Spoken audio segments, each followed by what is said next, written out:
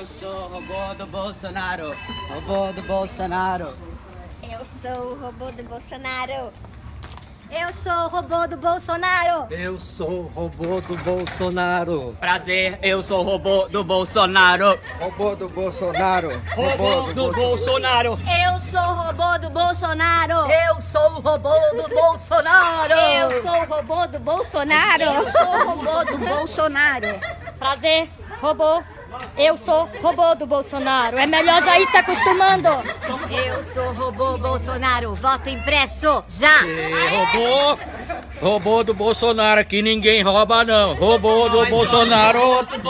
Esse vídeo do começo é um daqueles muitos momentos de vergonha alheia, né? Que você olha essas pessoas e você se pergunta como é que essa pessoa se prestou esse papel ridículo? Mas não são as únicas, obviamente, né? Muita gente fez esse papel durante a campanha eleitoral.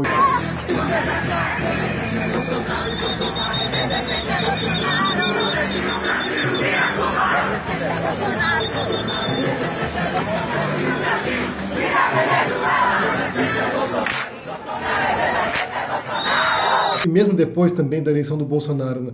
Pessoas que vestiram a camisa do Bolsonaro e que não vão abandoná-lo mesmo quando ele ordena que as pessoas façam cocô dia sim ou dia não. A última hoje, que foi publicada mais cedo aqui, foi do Carlos Bolsonaro, o filho do Bolsonaro, que publicou no Twitter o seguinte aqui. Ele publicou uma listagem de conquistas, né, de grandes feitos desse governo, sendo que boa parte desses grandes feitos não são do Bolsonaro, são de outros governos anteriores, ou são projetos a longo prazo que agora estão surtindo efeito, e daí ele publica o seguinte, escreve o seguinte aqui: obrigado pela confiança no presidente, gado, entre aspas, né, tirando um sarro, mas chamando o público eleitor do Bolsonaro de gado. PQP, não deixa a narrativa dos espertos, entre aspas, com sangue de barata te engolir. O Brasil avança a cada semana.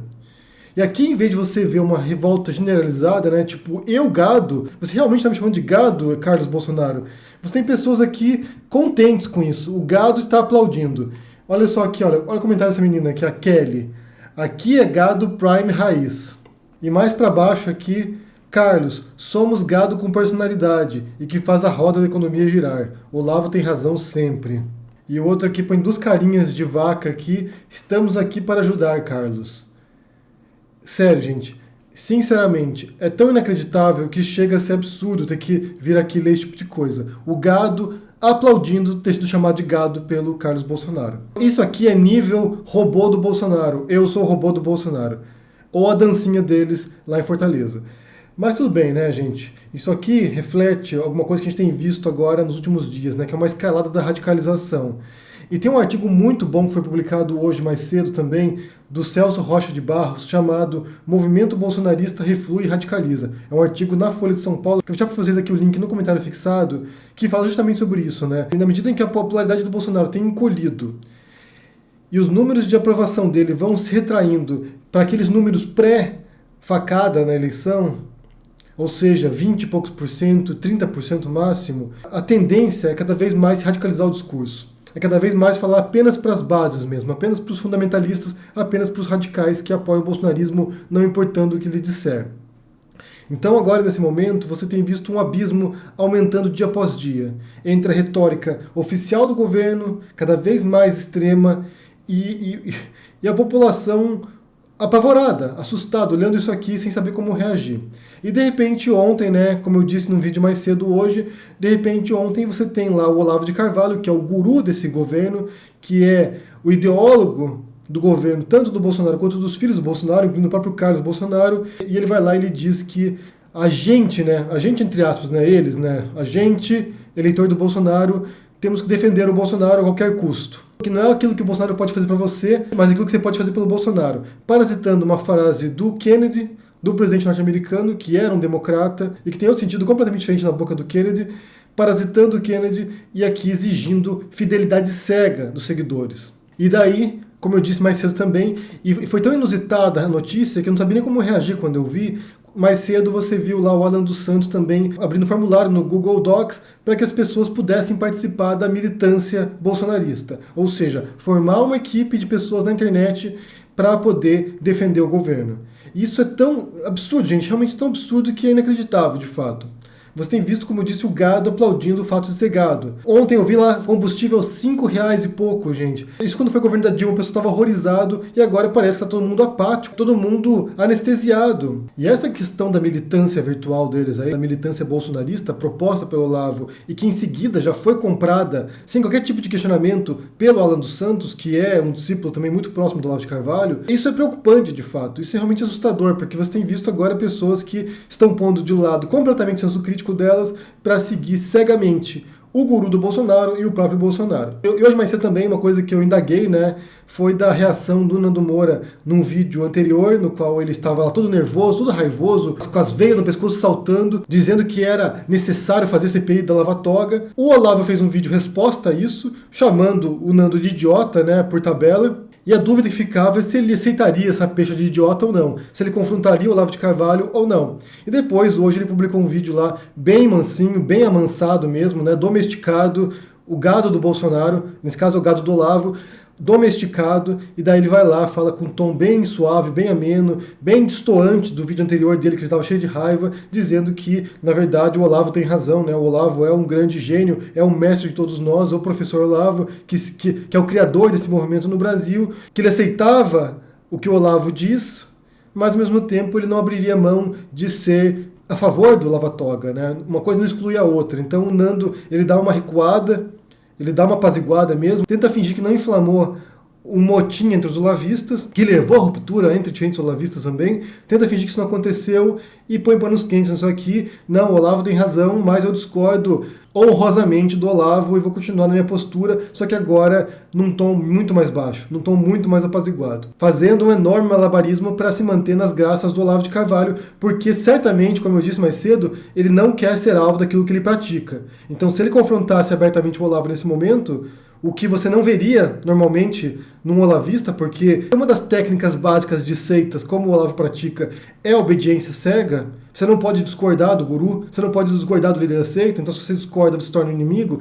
Então, para não cair na desgraça, para não cair no ódio das olavistas, o Nando precisou apaziguar agora os ânimos e voltar para o colo do guru. E isso é mais uma demonstração do poder que o Olavo tem sobre os seus discípulos, sobre os seus seguidores, sobre os seus fanáticos, que é algo realmente inacreditável. É difícil entender a natureza desse poder do Olavo. Para nós que estamos fora aqui, que observamos isso com um olhar de espectador, é um mistério, é um mistério. Como é que ele consegue rebanhar tantas pessoas? Ele diz que tem milhares de alunos, mais de 5 mil alunos. Como é que ele consegue pôr o jugo sobre essas pessoas de modo que elas não parem para refletir por conta própria e se sintam aprisionadas ao discurso do Olavo de Carvalho? E outra coisa também que a gente percebe, né, que essa adesão do Olavo de Carvalho agora de pôr todas as fichas, apostar todas as fichas no Bolsonaro, é justamente porque nenhum outro governante minimamente razoável cairia na conversa fiada do Olavo de Carvalho, de um charlatão como ele. Nenhuma outra pessoa sensata nesse planeta utilizaria a doutrina olavista, a ideologia olavista, como referência. Então o Olavo sabe que se não for o Bolsonaro, se não for essa trupe de pessoas malucas que estão no governo agora, ninguém mais vai comprar essa ideia.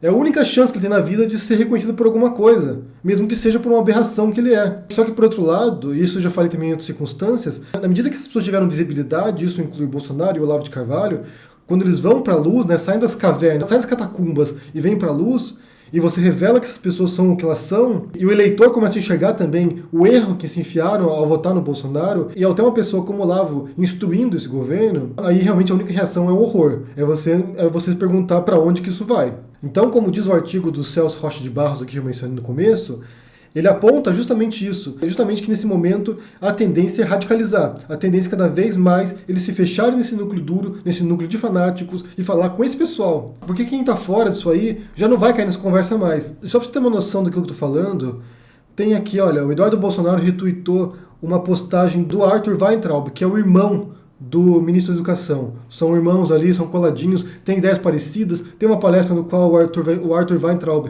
fala que tem que fazer como o Olavo instruiu, né, que é, se você encontra um comunista, você xinga, manda ele tomar naquele lugar. E aqui o Arthur Weintraub, também é um professor universitário, diz o seguinte aqui: não compartilhem links de mídias esquerdistas. Se quiserem mostrar alguma atrocidade delas, compartilhe prints.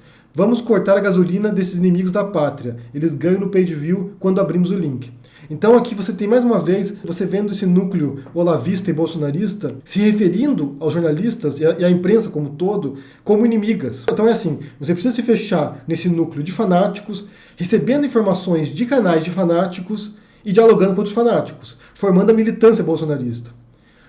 Para isso, você tem que se fechar a qualquer outra influência externa que vem do mundo. Você não pode mais ler jornais, você não pode mais ver televisão, você só pode consumir aquilo que está ali. E se por acaso você for compartilhar alguma notícia, porque às vezes você tem que se fiar em outras notícias que estão fora dessa rede, se você for compartilhar alguma notícia, você não publica a reportagem, você só dá um print na reportagem e joga adiante. Porque assim você mata os jornais, que são, na cabeça deles, inimigos do Bolsonaro. A imprensa, que é um dos poderes fiscalizadores também de uma democracia, né, um poder informal da democracia, que tem essa missão de olhar para os poderosos, de olhar para o que está acontecendo e denunciar, na cabeça do Bolsonaro, que tem toda essa vertente antidemocrática, toda essa vertente autoritária, e na cabeça do Olavo de Carvalho, principalmente, que também que defende isso claramente, abertamente, que a imprensa é inimiga do povo, na cabeça dessas pessoas, é preciso destruir a imprensa. Porque a imprensa, para eles, tem motivos ocultos. É claro que a imprensa tem motivos também, tem linhas editoriais, tem tendências ideológicas, isso é evidente, isso é óbvio, isso em qualquer país no mundo tem isso. Mas dizer que tem uma agenda oculta para destruir o Bolsonaro é uma tremenda besteira. Você tem um governo que é de incompetentes, que é um governo de pessoas malucas como o Olavo de Carvalho, que está lá conduzindo o timão desse negócio. Então é evidente que a imprensa vai mostrar aquilo que está acontecendo. É o trabalho deles fazer isso. Inclusive, acho que o viés ideológico da imprensa você reconhece mais por aquilo que eles não mostram do que por aquilo que eles mostram. Ou o modo como eles mostram também. Então, basicamente, o que você tem visto agora, de uns dias para cá, é um caminho para a radicalização. É uma tendência cada vez mais se fecharem em bolhas mesmo, bolhas de radicalização. A militância bolsonarista, como disse o Olavo de Carvalho, de defender o Bolsonaro a qualquer custo, de se pôr atrás do chefe, que é o único chefe que compraria a doutrina olavista, repito isso aqui, é o único chefe sem capacidade intelectual para compreender o buraco no qual ele se enfiou, seguir esse chefe rumo ao precipício. Então todos os bolsonaristas agora vão junto, né? O gado Bolsonaro vai pular no precipício aqui pro abismo. Vão todos pro abatedor agora. Todo gado agora vai pro açougue depois. Eu vou deixar para vocês aqui no comentário fixado, como disse a reportagem da Folha, o link para essa publicação aqui, para esse tweet do Carlos Bolsonaro, para que vocês vejam o absurdo disso, gente. Porque realmente, quando você chega no ponto que o eleitor do Bolsonaro aceita de bom grado ser chamado de gado, é porque realmente tem uma ala, tem um segmento de pessoas que já estão perdidas. Não adianta nem tentar atingi-las mais, porque já estão perdidas. A gente vai precisar de um processo de desbolsonarização depois, igual ocorreu lá depois da Alemanha nazista. Então eu quero saber o que vocês pensam sobre isso aqui, sobre o gado do Bolsonaro, sobre essa radicalização agora proposta pelo Olavo de Carvalho. Digam o que vocês pensam, deixem aqui no comentário, deixe joinha, assine o canal, ajude no apoio e a gente se vê por aí. Abraço e até mais. Tchau!